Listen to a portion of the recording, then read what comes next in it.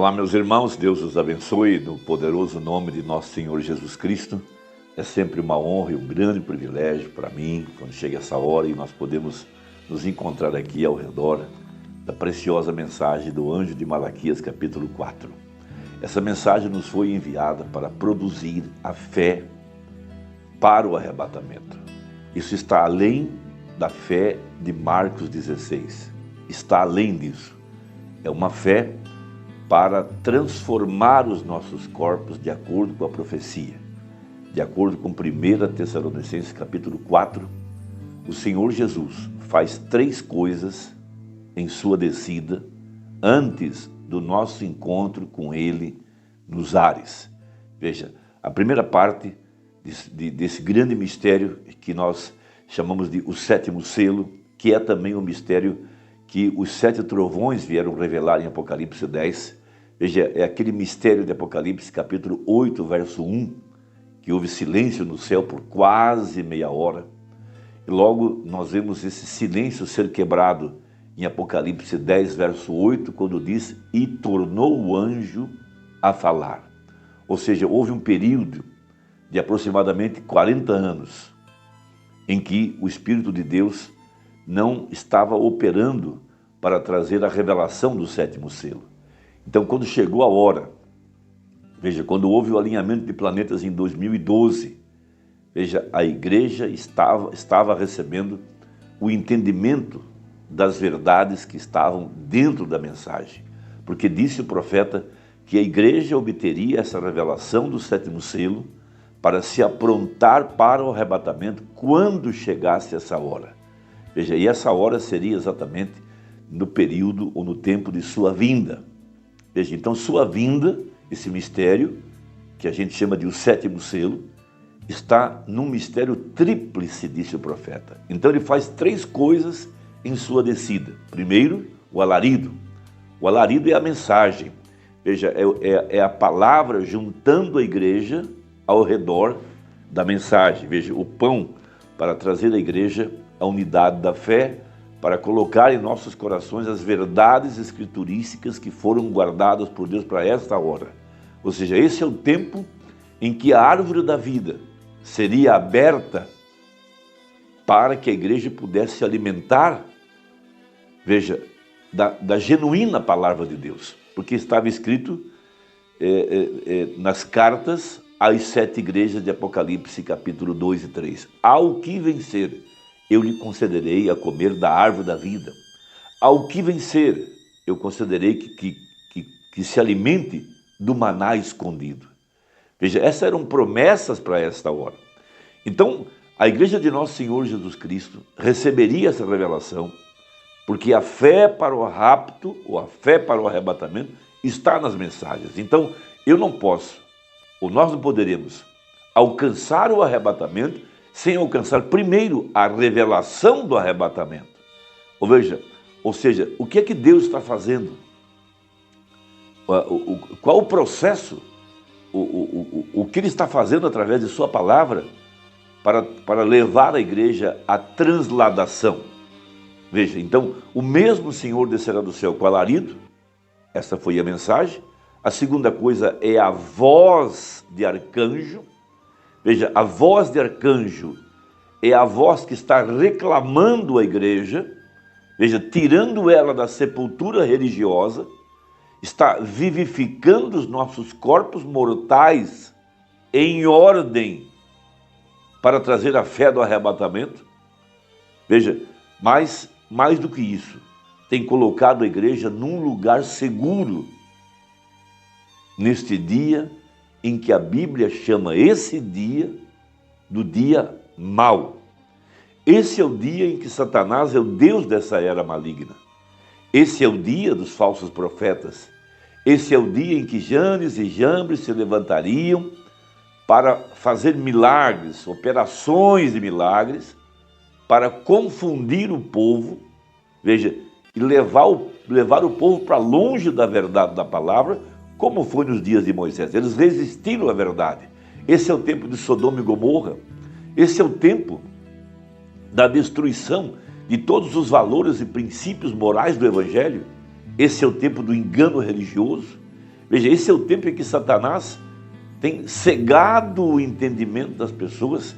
Essa é a única era de todas as 7, a única que é uma era cega, miserável, pobre, nua e não sabe.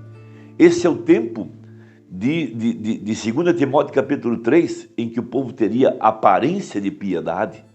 Esse é o tempo em que Satanás está enganando as pessoas e marcando-as com a marca da besta. Esse é o dia mau.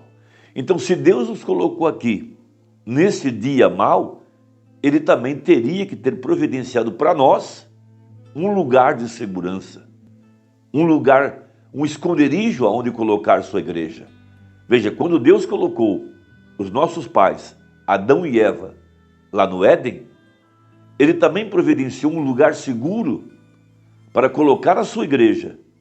Veja, a fim de que o diabo não causasse dano aos nossos pais. Ele fez um muro de proteção e esse muro era fé na palavra.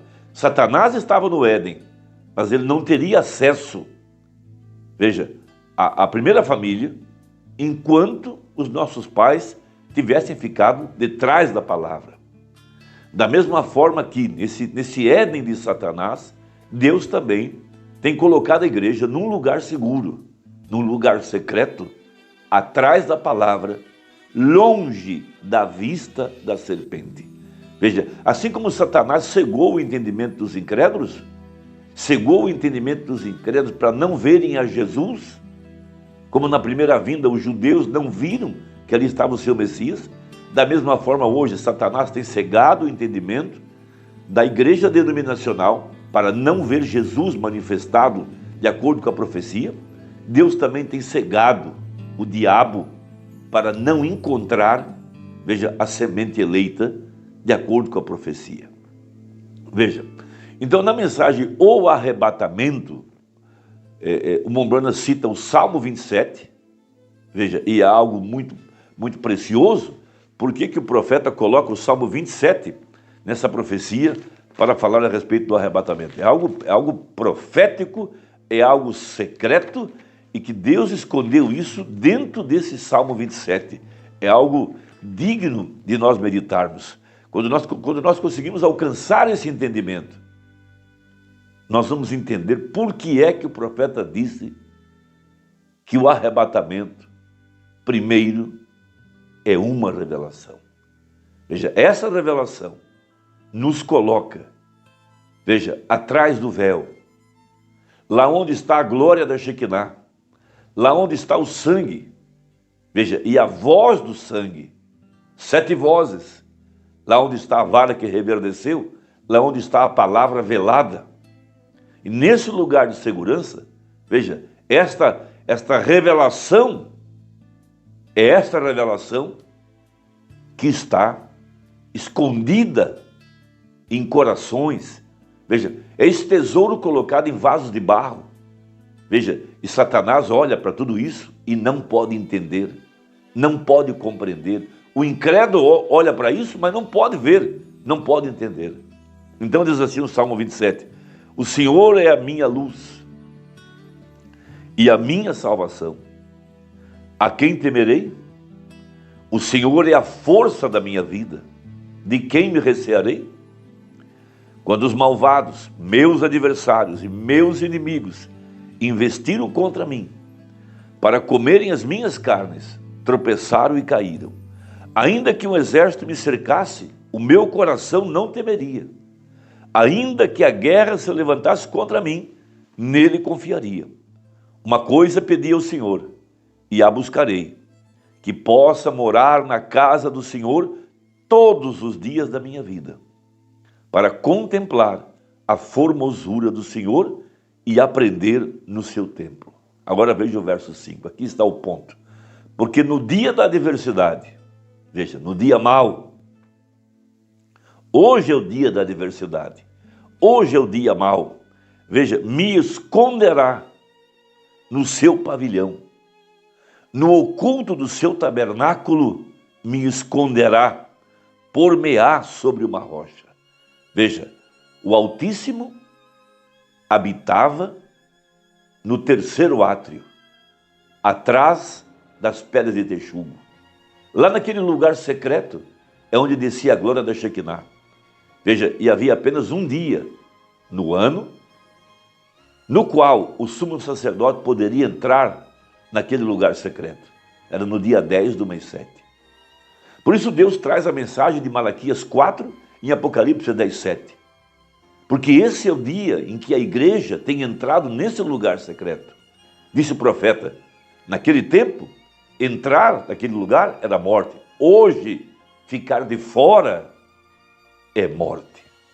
Então Deus tem colocado sua igreja nesse lugar secreto, atrás do véu, onde ela é alimentada com alimento espiritual em seu devido tempo. É o maná escondido, é o pão da vida, a árvore da vida. E nesse lugar só pode entrar o eleito, pré-ordenado e chamado. Somente um povo especial pode se alimentar dos pães da proposição. Veja, também a minha cabeça será exaltada sobre os meus inimigos que estão ao redor de mim, pelo que oferecerei sacrifício de júbilo no seu tabernáculo, cantarei sim, cantarei louvores ao Senhor. Então ele prega a mensagem, o arrebatamento, baseada no Salmo 27, e ele diz, mas para a igreja, a noiva, o arrebatamento é uma revelação para ela. É revelado a ela que a revelação, a verdadeira noiva de Cristo, estará esperando por essa revelação do arrebatamento. Agora, é uma revelação, porque a revelação é fé. Não se pode ter uma revelação sem que seja fé. Fé é uma revelação porque é algo que lhe é revelado. Fé é uma revelação. Fé é algo que lhe foi revelado. Como foi Abraão, que podia chamar qualquer coisa contrária ao que lhe havia sido revelado, como se não fosse assim. Agora, fé, é isso que é fé, é a revelação de Deus. A igreja está edificada sobre uma revelação, o corpo inteiro. Então veja, nesse lugar secreto, no terceiro átrio, depois que terminaram as eras denominacionais, a igreja é chamada a uma santa convocação para entrar nesse lugar secreto, além do véu. Por isso disse o profeta, você não está se alimentando de um homem, mas do maná escondido, do corpo, palavra, do Filho do Homem. Meu irmão, minha irmã, Deus te abençoe. Vamos trabalhar juntos. Faça seu grupo de transmissão e envie essa mensagem aos seus amados. Esta é a hora em que a igreja tem entrado nesse lugar secreto. Pelo plano de Deus, pelo chamado de Deus, pelo plano preordenado para nós, de acordo com a profecia. Deus te guarde. Deixe aí o seu comentário. E até a próxima, se Deus quiser, em nome de Jesus. Amém.